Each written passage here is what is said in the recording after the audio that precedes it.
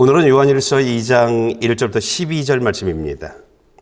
하나님을 대적하는 죄, 이러한 제목으로 우리가 말씀 은혜를 함께 나누기를 원합니다. 하나님을 대적하는 죄가 무엇일까요? 우리가 말씀을 좀 들으면서 하나님을 대적하는 사람이 되면 안 되겠죠, 그렇죠?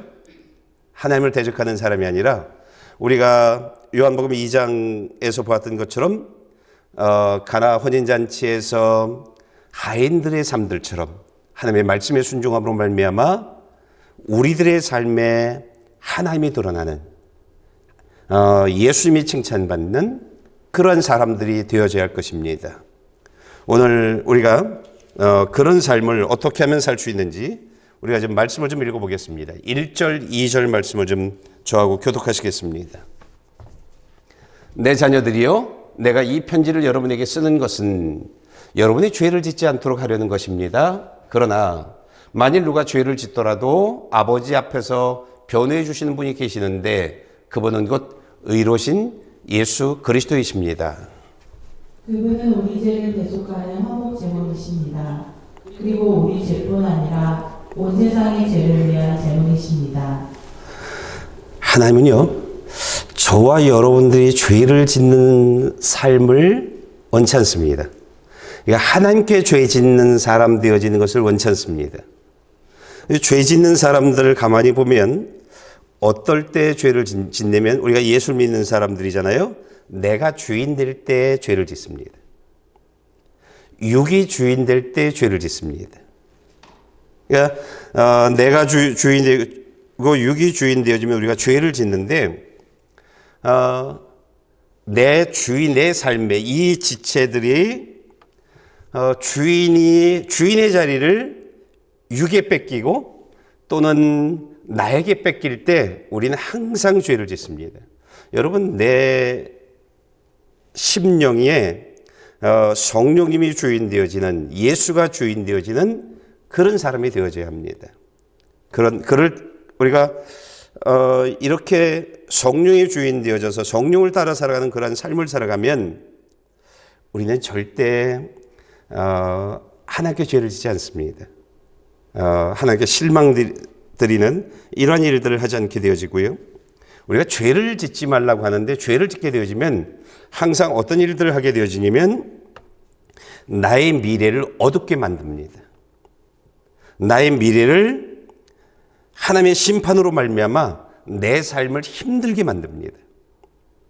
그런데 우리가 성령을 따라 살아가게 되어지면 어떤 일들이 이루어지냐면 하나님의 하늘의 은혜의 보물 창고를 열어서 내 삶에 수많은 그런 은혜의 보물들을 쏟아부어 줍니다.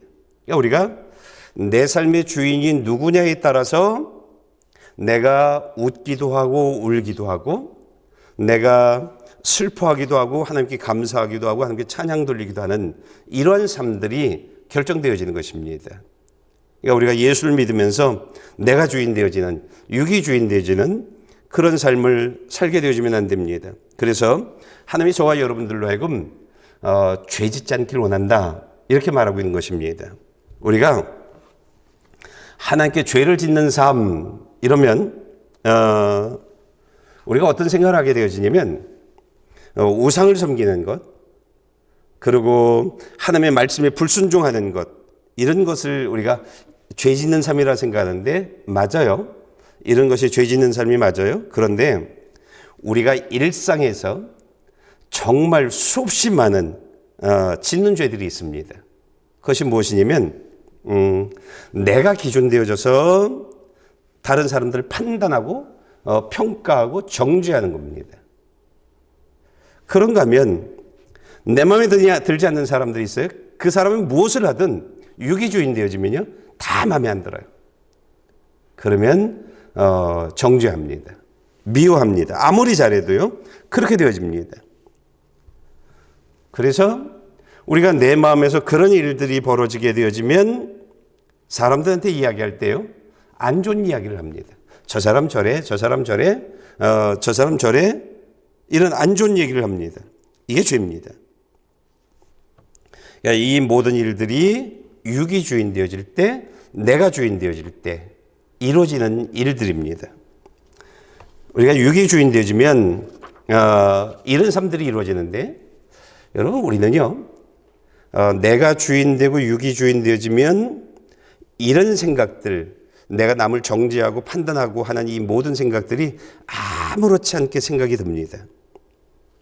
그런데 성령님이 주인 되어지면, 성령님을 따라 살아가게 되어지면 우리는 남을 판단할 수 있어요? 정죄할 수 있어요? 그런데 바로 하나님 죄송해요, 회개가 일어나요.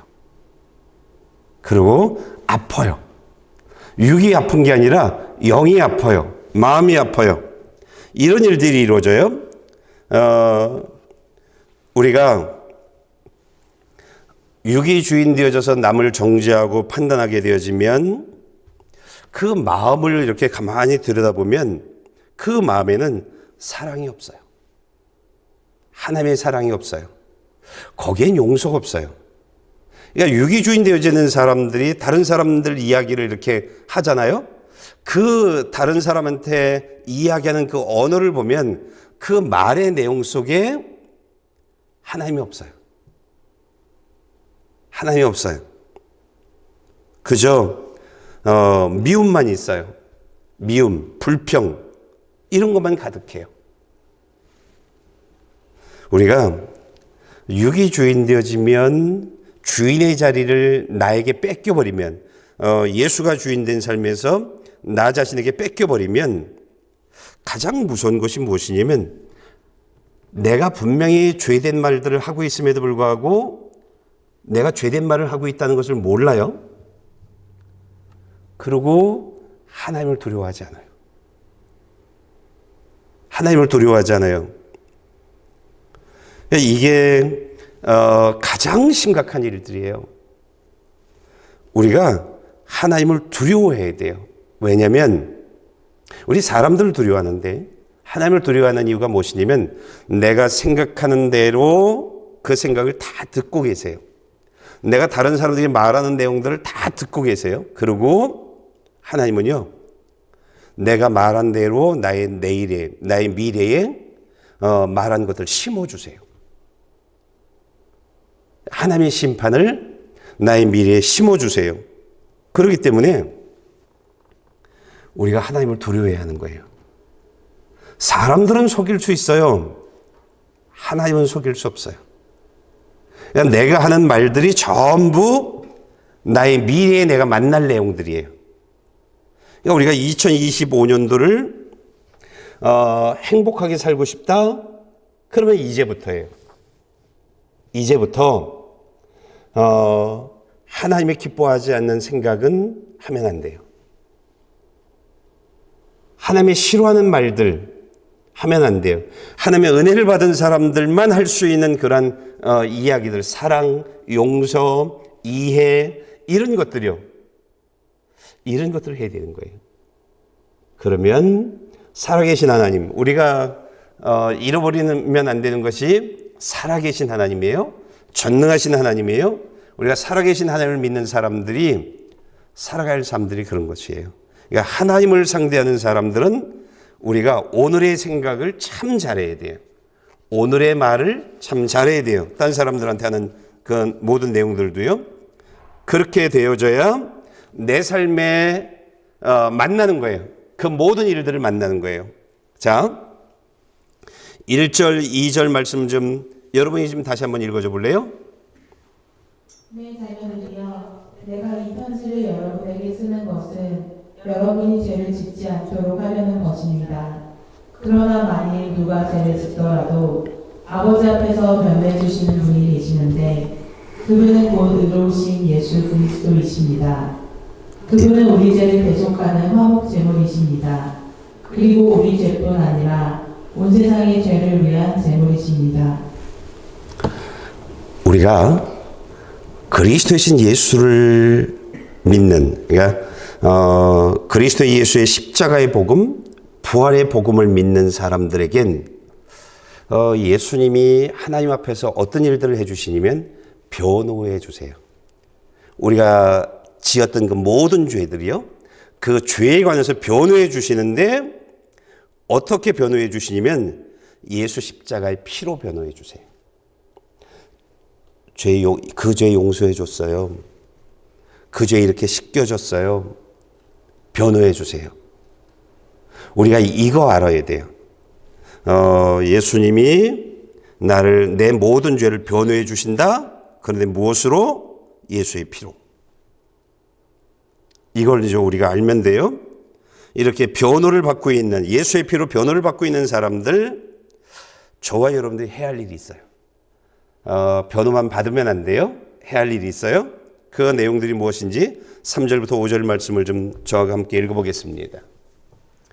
우리가 하나님의 계명을 지키면 이것으로 우리가 하나님을 정말로 알고 있다는 것을 확인하게 됩니다. 하나님을 안다고 말하면서 하나님의 계명을 지키지 않는 사람은 거짓말쟁이며 진리가 그 사람 안에 있지 않습니다. 그러나 누구든지 하나님의 말씀을 지키면 하나님의 사랑이 참으로 그 사람 안에서 완전히 이루어집니다. 이로써 우리가 하나님 안에 있음을 알게 됩니다. 변호를 받는 사람들, 저희들이 어떤 일들을 해야 하나요? 계명을 지키라고 말하고 있어요. 하나님의 계명을요. 하나님의 계명이 뭔지 우리가 알아야 되잖아요. 그렇죠? 한 율법학자가 예수님에게 이런 질문을 합니다. 어떤 질문을 하냐면 모든 계명 가운데 어떤 것이 가장 중요합니까? 이런 질문을 합니다. 예수님이요. 마가복음 12장 30절에 이렇게 말해요. 가장 중요한 첫 번째, 내 마음과 내 목숨과 내 뜻과 내 힘을 다해 주 내 하나님을 사랑하라. 이렇게 말합니다. 그리고 변호를 받고 있는 저와 여러분들이 해야 할 두 번째 계명이 있습니다. 여러분이 좀 읽어주실래요?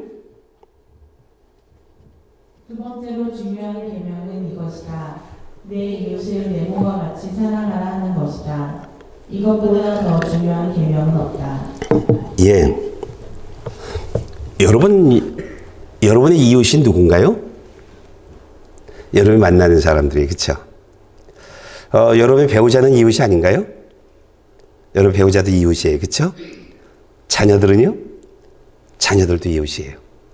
여러분이 직장에서 만나는 그 모든 사람들이 다 이웃이고요. 일상에서 만나는 그 모든 사람들이 이웃이에요. 그 이웃들을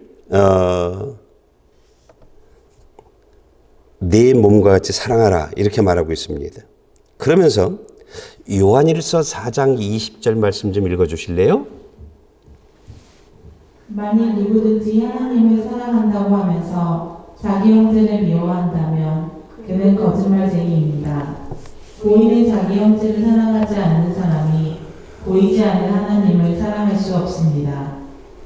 우리가 아까 서두에 말씀드렸던 것처럼 내 주인이 누구냐에 따라서 내 마음의 주인, 그러니까 그리스도 예수가 내 마음의 주인이냐, 그래서 성령을 따라 살아가느냐, 아니면 내가 주인이냐, 성령님을 뒤로 하고 예수를 뒤로 하고 내가 주인된, 육이 주인된 삶을 살아가느냐, 여기에 따라서 우리가 사랑하지 못하게 되어지는 그런 사람이 되어진다는 거예요. 이웃을 미워하고 불평하고 때로는 저주하는 그런 사람들은 우리 안에 예수님이 안 계시다는 거예요. 지금 너의 영적인 상태의 주인은 너야. 너의 영적인 상태의 주인은 육신이야.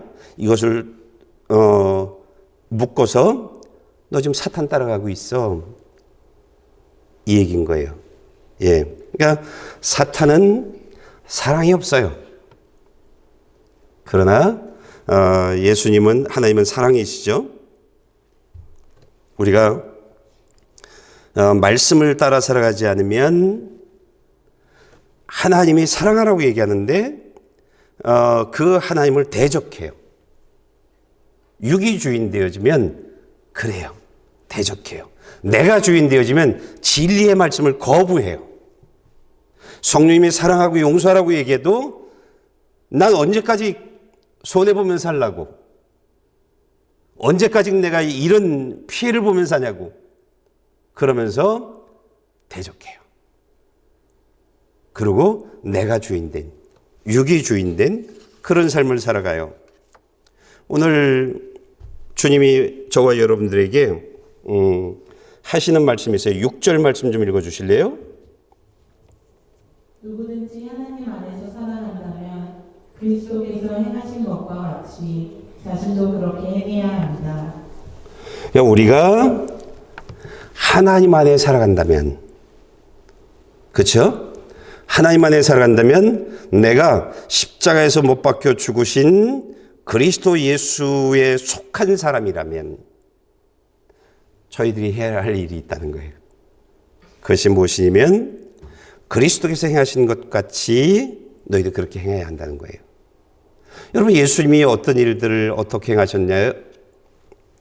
십자가에서 고통을 당하는데도 나를 내려놓지 않으셨어요. 나를 포기하지 않으셨어요.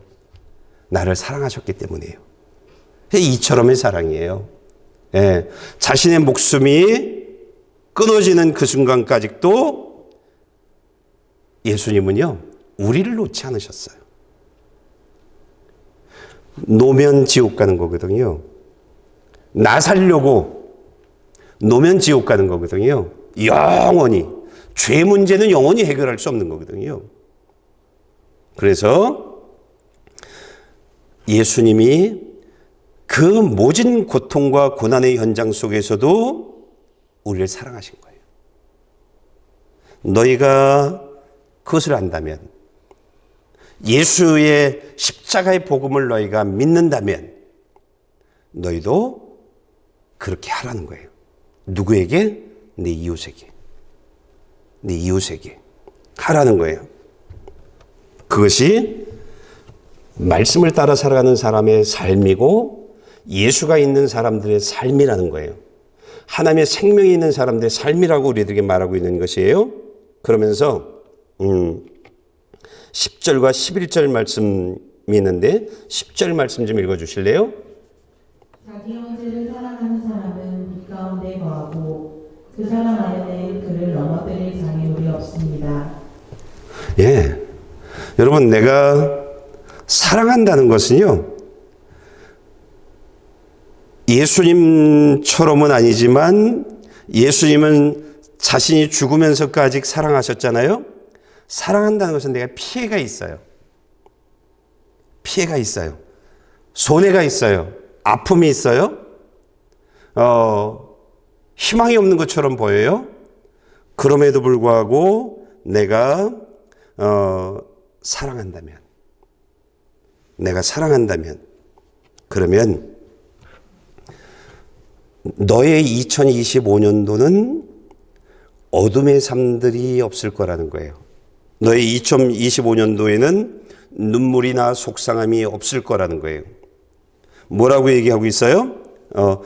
너를 넘어뜨릴 장애물이 없을 것이다 라고 말하고 있는 거잖아요. 내가 원망을 심고 불평을 심으니까 내 이야기를 들으신 하나님이 내 삶에 내가 당할 원망을 심어주는 거예요. 나의 미래에. 불평할 수뿐이 없는 그러한 사건을 만나게 해주는 거예요. 이런 거예요. 내가 원망하고 불평하니까 그 삶을 들은 대로 심판하신 하나님이 그대로 심판하는 거예요. 나에게.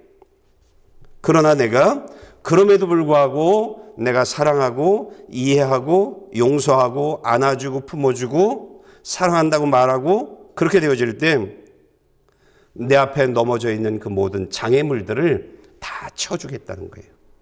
그것이 10절에서 주님이 우리에게 하고 있는 말씀인데요. 11절 말씀 좀 읽어주실래요? 그러나 자기 형제를 미워하는 사람은 어둠 가운데 있고 어둠 가운데 행하며 자기가 어디로 가는지 알지 못합니다. 어둠이 그의 눈을 가렸기 때문입니다. 저는 신앙생활하면서 이해가 가지 않는 내용들이 참 많아요. 저 자신한테도 그런데 사실은 나 자신은 잘 못 보죠.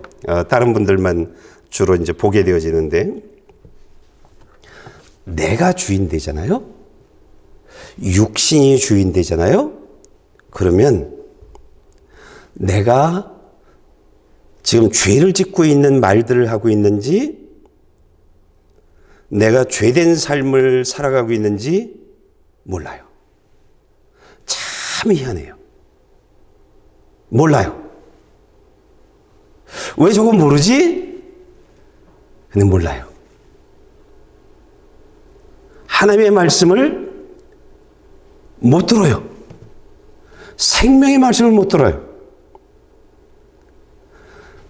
좁은 문에서 진리의 말씀과 생명의 말씀과 내 생각이 충돌하면 100%내 생각으로 진리의 말씀을 이겨버려요. 이겨버려요. 그리고 내가 원하는 삶을 살아가요. 그런데 그런 삶을 모른다는 거예요. 그런 삶을 모른다는 거예요. 이게 육이 주인 되어질 때 이루어지는 일들이에요. 그러니까 내가 신앙생활을 내가 바로 하고 있는지 바로 하고 있지 않는지조차도 분별이 안 돼요. 분별이 안 돼요. 난 지금 신앙생활 잘하고 있다고 생각을 해요. 참 희한해요. 사실 성령이 주인 되어져 있으면 어느 누구도 자신은 신앙생활을 잘한다고 이야기를 못해요. 그런데 육이 주인 되어 있는 사람들은 100% 그렇게 얘기를 해요. 나 신앙생활 잘하고 있다. 네. 그렇게들 이야기해요. 제 눈엔 말씀하고 빗나가는 모습들이 너무나 많이 보이는데 본인들은 전혀 못 보는 거예요. 저도 마찬가지죠. 이렇게 되어져요. 그러니까 육이 주인 되어진다든지 내가 주인 되어지면 일어나는 일들이 그런 일들이에요. 왜냐하면 내 생각으로 내 욕심으로 진리의 말씀을 차단해 버리는 거예요. 생명의 빛을 차단해 버리는 거예요. 그러니까 어둠투성인 거예요, 내 삶이. 말씀으로 나를 볼 수 없는 거예요. 내 생각으로 나를 보는 거예요. 그러니까 내가 주인이니까 내가 하는 모든 것들은 다 맞는 거예요. 내가 가지고 있는 수많은 이유들이요, 다 정당한 거예요. 내가 불평할 수뿐이 없는 거예요. 저 사람 잘못했으니까. 그런 거예요, 그런 거예요. 근데 성령님이 들어오셔서 내 삶에서 역사하게 되어지면 전부 내 죄만 보이는 거예요.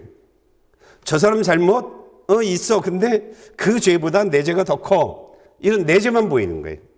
그리고 내가 어떻게 잘못 살아가고 있는지, 어떻게 잘못 생각하고 있는지, 어떻게 잘못 서 있는지 이게 다 보이는 거예요. 이게 다요. 그래서 11절에 자기 형제를 미워하는 사람은 어둠 가운데 있고 어둠 가운데 행하며 자기가 어디로 가고 있는지 알지 못합니다. 어둠이 그 빛을 가렸기 때문이라고 말하는데 자신이 지금 나의 내일 심판을 심으러 가고 있는데 심판을 심는 그런 언어를 사용하고 삶을 살아가고 있는데 나는 희망을 심으러 가고 있다고 생각하고 있는 거예요. 나는 하나님의 축복을 심는 삶을 살고 있다고 생각하고 있는 거예요. 이게 주인의 자리를 뺏기면 이루어지는 일들이에요. 예수가 주인 되어 있어야 되는데 십자가에 못 박혀 죽으신 그리스도 예수께 속한 사람으로 살아가야 되는데 십자가의 피로 살아가야 되는데 세상을 바라보고 있는 내 눈으로 내 생각으로 어떻게 살면 세상에서 잘 살 수 있는지 이런 것들로 살아가게 되어진다 보니까 내 생각이 다 맞는 거예요. 그러니까 생명의 말씀을 듣지 못해요. 이게 오늘 대다수의 크리스천들의 삶이에요. 대다수의. 저도 예외는 아니죠. 육이 주인 되어져 이럴 때 사실은 제가 저를 좀 보거든요. 육이 주인 되어져 있을 때 하나님의 말씀 그거 저를 아예 뭐 두 번 생각도 안 해요. 그냥 제쳐놔요. 내가 원하는 삶 살아가요. 내가 원하는 삶 살아가요. 그래서 참 희한하다. 내가 주인 되니까 참 이런 일들이 있네. 육이 주인 되어지니까 아 이렇게 되는 거구나 알아가지는 거예요. 아 성도들이 저렇게 지금 하는 것은 육이 주인 되어져 있구나. 내가 주인 되어져 있구나. 아 성령을 따라가고 살지 못하는 거구나. 그러니 하나님을 기쁘게 하는 그런 삶이 저들의 삶에 없구나. 그러다 보니까 내 안에 평안이 없고 평강이 없는 것이에요. 하나님의 생명의 역사를 구원의 역사가 그들의 삶에 이루어지지 않는 것들이죠. 예. 하나님이 오늘 저와 여러분들에게 마지막에 하시는 말씀이 있어요. 우리가 하나님 앞에서 예수님이 내 죄를 변호해 준다고 했잖아요. 그렇죠? 무엇으로? 예수의 피로 변호해 준다 그랬어요. 그러니까 우리가 변호받고 있는 사람들이에요. 그런데 하나를 12절에 딱 정해서 말해주고 있어요. 읽어주실래요? 자녀들이여 내가 여러분에게 쓰는 것은 여러분의 죄가 그리스도의 이름으로 용서됐기 때문입니다. 자, 저와 여러분들이 그리스도의 이름으로 예수 그리스도의 이름으로 용서받은 사람들이에요. 그런데 알아야 돼요. 우리가 왜 다른 사람들을 용서하지 못해요? 그들이 나한테 잘못하고 했기 때문에 그렇죠? 근데 여러분 저와 여러분들이 하나님께 용서받은 것은 우리가 잘해서 용서받았어요. 그렇죠? 정말 잘해서요. 아니에요. 죄인을 용서해 주신 거예요. 우리가 이거 잃어버리면 안 돼요. 내가 정말 잘해서 용서받은 게 아니에요. 죄인인데 그런 죄인된 나를 용서해 주신 거예요. 이거 알라는 거예요. 이거 알라는 거예요. 네가 네 배우자를 자녀들을 이웃들을 용서하지 못하는 것은 너한테 잘못해서잖아. 근데 생각하라는 거예요. 하나님이 너를 용서해 준 것은 죄인을 용서해 줬다는 것 잃어버리지 말라는 거예요. 마태복음 18장 21절 22절에 이런 말씀을 하고 있어요. 베드로와 예수님의 말씀인데요. 말씀이 오고 같은 내용인데 베드로가 예수님께 와서 이렇게 물어요. 어떻게 묻냐면 제 형제가 제게 죄를 지으면 몇 번이나 용서해 줘야 합니까? 이렇게 물어요. 7번만 하면 됩니까? 물어요. 그래서 예수님이 그 질문에 이렇게 대답을 하세요. 7번만 아니라 70번씩 7번이라도 용서하라. 이렇게 말하세요. 다른 사람이 나한테 죄를 졌으니까 이 사람이 이 사람한테 죄를 졌어요. 그랬을 때 내가 이 사람한테 권면해 줄 수 있는 일들은요 너무 쉬워요. 용서해 줘. 예수님도 용서해 주셨잖아.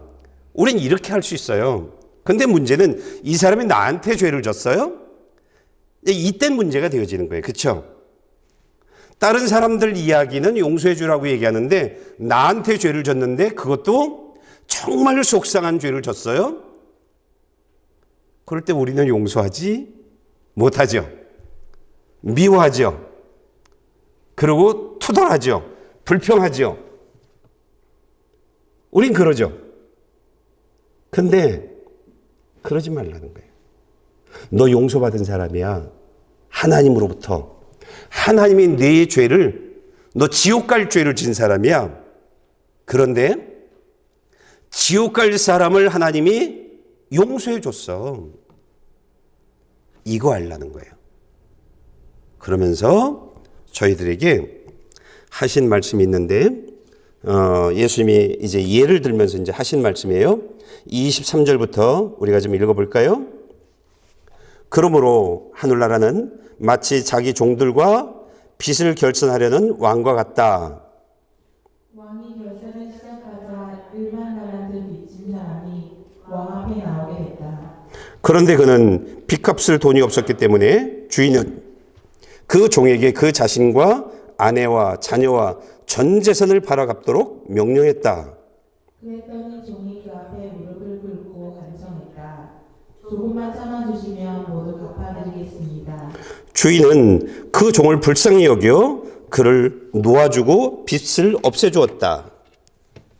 그러나 그 종은 밖으로 나가 자기에게 100데나리온 빚진 동료 종을 찾아냈다. 그는 동료의 멱살을 잡으며 빚진 돈을 갚아라 하고 말했다. 그의 동료가 무릎을 꿇고 애걸했다. 조금만 참아주게. 내가 다 갚겠네. 그러나 그는 참지 못하고 가서 빚을 다 갚을 때까지 동료를 감옥에 가두어 버렸다. 이 일을 본 다른 동료 종들은 너무 기가 막혀서 주인에게 가서 이 일을 낱낱이 일러 바쳤다. 그러자 주인은 그 종을 불러서 말했다. 이 악한 종아, 네가 나에게 애원하기에 내가 네 빚을 모두 없애주었다. 내가 너를 불쌍히 여긴 것처럼 너도 네 동료를 불쌍히 여겨야 하지 않았느냐? 그 주인은 화가 나서 그 종을 감옥 관리들에게 넘겨주며 빚진 것을 다 갚을 때까지 감옥에 걸었다. 만일 너희가 진심으로 자기 형제를 용서하지 않는다면 하늘에 계신 내 아버지께서도 너에게 이와 같이 행하실 것이다. 여러분, 이 말씀을 잘 기억해야 돼요. 우리는 여기서 예를 든 1만 달란트 빚진 사람이었고 용서받은 사람이고 탕감받은 사람이에요. 그런데 지금 우리가 어떤 사람들을 용서해 주지 않고 있어요? 100데나리온 빚진 사람들 용서하지 않. 난 절대 용서 못해. 당신이 잘못했다고 빌지 않는 한, 내 앞에 와서 사과하지 않는 한, 난 용서할 수 없어. 난 너 그런 사람이야. 난 용서할 수 있는 사람이야. 그런데 당신이 당신의 죄를 고백하지 않으면 난 절대 용서할 수 없어. 난 용서할 수 있는 준비가 다 돼 있는 사람이라니까. 그래서 우리 이러고 있어요. 우리 이러고 있어요. 여러분, 어떻게 하면 용서할 수 있을까요? 오늘 2025년도 첫 목요 예배에 우리들에게 하나님이 주시는 말씀이 내가 2025년도를 행복하게 살길 원하니 하나님의 은혜의 창고를 열어서 쏟아붓는 그런 은혜의 복이 충만한 그런 삶을 살길 원하니 용서하라는 거예요. 용서하라는 거예요. 이 하나님의 요구를 대적해서 용서를 구하지 않으면, 죄를 시인하지 않으면 절대 용서할 수 없어. 하나님을 대적하는 거예요. 예. 근데 여러분, 다 용서하고 싶죠. 근데 용서는요, 하고 싶다고 해지는 것이 아니에요. 용서는 하는 게 아니라 해지는 거예요. 사랑의 언어는 사랑해 하고 해지는 거예요. 어떨 때? 예수가 내 안에 들어올 때, 예수님이 주인 되어질 때, 성령을 따를 때, 말씀에 순종하면서 살아갈 때 우리는 성령님을 따라 살아가게 되어 있어요. 그러니까 우리가 매 주일 목요 예배의 말씀을 듣고 그 말씀을 따라 살아가면요, 성령을 따라 살아가는 삶이 되어져요. 그러면서 내 안에 육이 주인 되어졌던 이 주인의 자리를 밀쳐버려요. 생명의 빛은 어둠을 물리치거든요. 밀쳐버려요. 그래서 그리스도 예수가 주인 되어져요. 그러면 예수님이 내 안에 있게 되어지고 내가 진리의 말씀을 따라가게 되어지면 나도 모르게 용서하는 사람이 되어지는 거예요. 이 생명의 원리예요. 용서하는 사람이 되어지는 거예요. 내가 용서해야지. 내 안에선 아닌데 입으로만 내가 용서해 줄게. 여러분 그게 얼마나 힘들어요? 얼마나 속상해요? 내 속은 아니야. 그러니까 체하는 거예요. 수없이 소화제 먹는 거예요. 입으로는 용서해 줬는데 이 속에서는 안 되니까.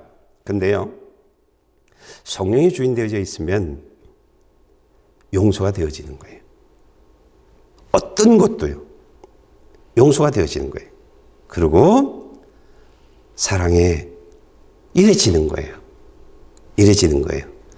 여러분, 하나님의 은혜를 받으려면 해야 할 첫 번째, 그 다음에 하나님을 대적하는 사람이 아니라 하나님의 내 삶에서 하나님이 영광받는 그런 삶을 살게 하려면 그 첫 번째가 무엇이냐면 말씀 듣는 일이에요. 예배에 참석해서 말씀 듣는 일이에요. 그리고 그 말씀에 세상 말로 추임새, 근데 이 속에선 하나님 내가 이렇게 살길 원해요. 하나님 내가 이렇게 살길 원해요. 그런 고백만 하면 성령님이 내 삶을 만져주기 시작을 해요. 내 삶의 사망의 내용들이 불평, 원망, 미움, 아픔 이런 것들이요 서서히 없어져 가져요. 그러면서 용서하는 사람이 되어져요. 그러면서 품어주는 사람이 되어져요. 언제든지 괜찮아. 언제든지 괜찮아. 어떤 거라도 괜찮아. 예수님, 나 같은 죄인 안아주셨고 품어주셨고 용서해 주셨는데 어떻게 십자가에 못 박혀 가면서도 용서해 주었는데 그러면서도 포기하지 않으셨는데 나 그렇게 할 수 있어. 이렇게 되어지는 거예요. 그냥이요. 그런 사람에게 하나님이 행하시는 일들이 무엇이냐? 축복인 거예요. 그런 사람들이 범사의 축복이 임하는 거예요. 범사의 축복이요. 우리가 10절에서 보았던 것처럼 그 사람 안에는 그를 넘어뜨릴 장애물이 없습니다. 이렇게 되어지는 거예요. 속상한 일들을 이젠 하나님이 다 치워버려요. 저 사람이 나한테 계속적으로 속상하게 만드는 그런 일들을 해나가는데 그 사람의 내용들을 삶의 모습들을 바꿔놔버려요. 왜? 나를 사랑하신 하나님, 그 하나님이요. 그래서 내 삶에 그런 것들이 없어지는 거예요. 그러니까 모든 것의 출발은요 예배예요. 모든 것의 출발은요 생명의 말씀을 아멘으로 받아들이는 거예요. 아멘, 아멘. 여러분들이 성경을 읽고 있잖아요. 성경을 읽을 때 하나님 네, 이렇게 살게 해주세요. 하나님 내가 이렇게 살게요. 그러면서 고백하는 거예요. 그러면 내가 주인이 바뀌어버리는 거예요. 내 삶에. 여러분 주인의 자리를 뺏기면 안 돼요. 예수가 주인이어야 하는데 내가 주인 되어지는 성령님의 인도하심을 따라 살아가야 하는데 육을 따라가는 주인의 자리를 뺏기면 안 돼요. 주인의 자리를 뺏기면 죄를 짓는데 내가 하나님 앞에 어떤 잘못된 삶을 살고 있는지를 몰라요. 그걸 몰라요.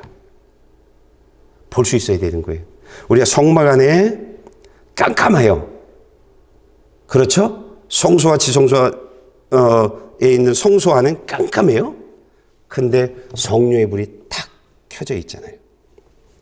말씀을 듣고 내가 십자가의 복음을 믿으면서 그리스도 예수에 속한 사람이 되어질 때에 말씀으로 나를 보게 되어져요. 말씀으로요. 그리고 성령님이 내 죄된 생각들을 알게 만들어요. 알게 만들어요. 우리는 죄를 지을 수뿐이 없어요. 그런데 육이 주인 되면 내가 죄를 짓고도 정당하다고 생각하는데 성령이 주인 되어져 있으면 내가 죄를 짓고 아파요. 내가 왜 그 말을 했지? 내가 왜 그런 생각을 했지? 아파요. 그리고 회개가 있어요. 여러분 뺏기지 않기를 바랍니다. 여러분의 육과 영혼 육의 주인이 내가 되면 안 돼요. 육이 주인 되어지면 안 돼요. 욕심이 주인 되어지면 안 돼요. 그리스도 대신 예수가 주인 되어져야 되는 거예요. 그리스도 예수가 주인 되어지면 여러분이 원하는 모든 삶들, 최상의 자리에 여러분을 올려놓으세요. 성경의 인물들을 보세요. 말씀을 따라 살아가는 사람들이 어떻게 됐는지. 다 세상 사람들이 부러워하는 자리에 있죠? 그쵸? 다 성공한 자리에 있죠?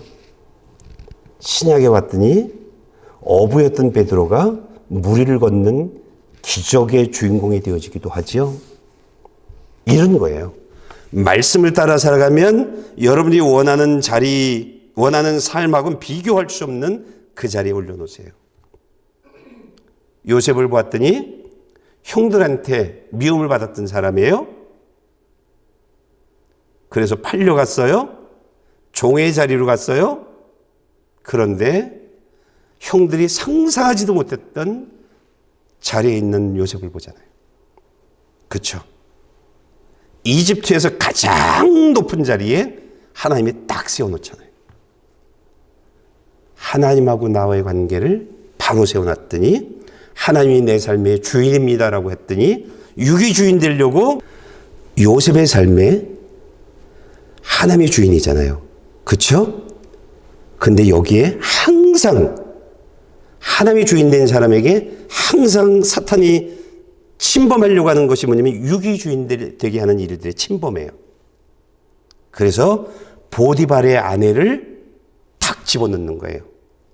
하나님 주인 말고 육이 주인 되라. 이러는 거예요. 그랬더니 요셉이 아니야. 저리 가. 치워버리는 거예요. 난 육의 몸을 가지고 있지만 육이 주인 되어질 수 없어. 내 삶의 주인은 하나님이야. 하나님만이 나의 두려움이야. 그러면서 치워버리죠. 여러분, 우리가 2025년도를 이 싸움 하는 거예요. 우리가 신앙생활을 열심히 하려고 할 때 항상 육이 주인 되어질 수 있도록, 내가 주인 되어질 수 있도록 사탄이 자꾸 집어넣을 거예요. 수많은 이유들을 가지고요. 그때 싫어. 나는 그리스도이신 예수에 속한 사람이요. 난 하나님의 자녀요.